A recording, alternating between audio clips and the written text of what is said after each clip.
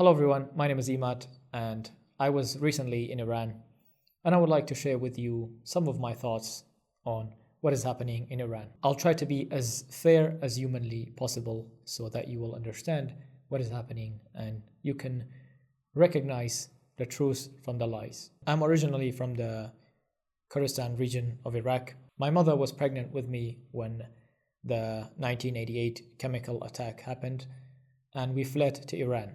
The Iranians welcomed us and we are forever grateful. I learned Persian in Iran and I did 2 years of school, elementary school in Persian. So in the last 30 years, I tried to keep my Persian alive by watching TV series and watching dramas and so on. So I still remember my Persian.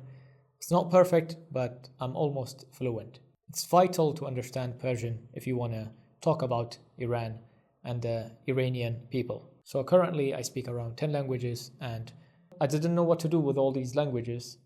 I mean, I did. I was teaching Chinese on my channel and I'm sorry those 5 or 6 students, the lesson 10 will have to wait. Today, I understand the value of the languages. I think I have a responsibility to tell you what I saw and what I know. So about a month ago, my parents needed to go to Iran. So when they asked me if I want to go with them, at first, I was very hesitant. I wasn't sure about the life in Iran. I heard a lot of negative things. So I thought about it for a few days. And just one day before their departure, I said, okay, I'm coming. So we spent around 1 week in Iran. My first impressions were the cars were really old. Like I saw a lot of old cars. You rarely could see a new and modern car. And I know because of the sanctions, the economy is really not doing very well and import and exports are really restricted. But other than that, life seemed normal. The cities were full of people. I was also very curious to see if it's true that Iranians don't have to wear the hijab or the scarf.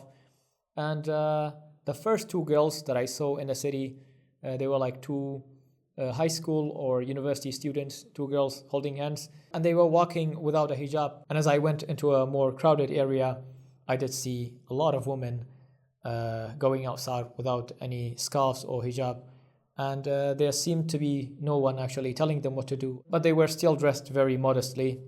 They were not showing too much skin. And there were so many shops where I saw the women were actually serving. And I saw women in almost every kind of profession. But once I started to talk to the locals, everyone was complaining about the life in Iran. Everyone was complaining about the financial difficulties, the economic situation, how every year they feel poorer and poorer, and how their currency is devaluating at a very crazy speed. I was actually a bit depressed after talking to so many people, after hearing all their stories, all their difficulties, how people were really struggling with living, and how everybody was so worried about the future. And one thing that was a bit shocking to hear was how many people were telling me that I'm so lucky not to be living in Iran and that I am wealthy compared to them. It was really sad to hear all those stories because Iran was beautiful. The people were extremely polite and friendly. The scenery was amazing. The food was just out of this world. And it had everything to become a really strong and powerful nation. But I had to go back after 1 week and I knew that I would be going back again for a much longer to explore more of Iran. And then after 1 month, these demonstrations happened and Iran is now cut off from the internet. For me, it was not really surprising when I heard that people are on the streets again, because I knew most of the people were really fed up with the government. A lot of people were complaining about many things. Some were complaining about the economy, some were complaining about the way they were handling things, some were complaining about the freedom of speech, the internet, the restrictions, not being able to access internet. And although the fuel was extremely cheap and almost every house had almost unlimited amount of natural gas, and they were really turning on the gas stoves for no one. It was always on. But there were rumors that the electricity fee, the water fee and other fees will be rising, and people were really scared because people didn't even have enough to survive until the end of the month. With the current situation now adding those kind of extra expenses was just out of the question. To say the government has not done any good would be a lie. But it's up to the Iranians to decide what they want to do with their future. If they are protesting, that means it's probably not enough. And whatever happens in Iran, I really hope that it's resolved peacefully and the bloodshed stops. And unlike what they tell you, the majority of Iranians do not like the government, or they're not satisfied with the government. I do not support any kind of violence, and I really wish the best for the Iranians. I hate violence and I hate wars. Being from Middle East and a Kurd, I absolutely hate wars and I hate bloodshed. War always brings destruction and chaos and despair. And to those fake channels that they say there are no protests in Iran and all of the protests are in support of the government, I only say one thing. Turn on the internet and let them tell you the reality. How can you turn off the internet for 90 million people and then try to speak instead of them? And also one more thing, Iranians mostly use Telegram and Instagram. So that's why even before the internet blackout, you are not seeing many comments from real Iranians. I'm not saying the government doesn't have any supporters. No, the government does have supporters.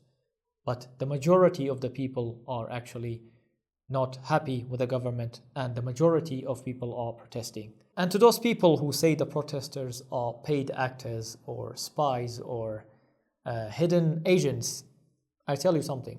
If you are paid to go and protest, then your job is to actually survive and spend that money. Your job is not to go on the street bravely knowing that there's a really good chance that you will be arrested and killed. Because if you're dead, then what is the reason of being paid and having money? Why would you get paid and then go on a street and die instantly? That just doesn't make any sense, and they absolutely know that they are lying. As I said, turn on the internet, let the people speak. We really don't know how many people have been killed, but it's probably in the thousands, if not more. You cannot comprehend how brave the Iranians are. Imagine how fed up and desperate the people are when they are not afraid of the bullets, where you have to close the entire internet and then start shooting them again, and yet they still show up. And for those people who say that these poor Iranians who are being killed right and left are traitors, are agents, wait until the Iranian people have access to the internet again and they can express themselves. All of your lies will be exposed.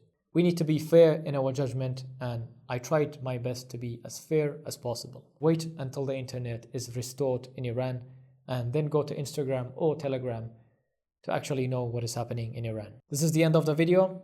Thank you for watching. My name is Imad and I will see you very soon.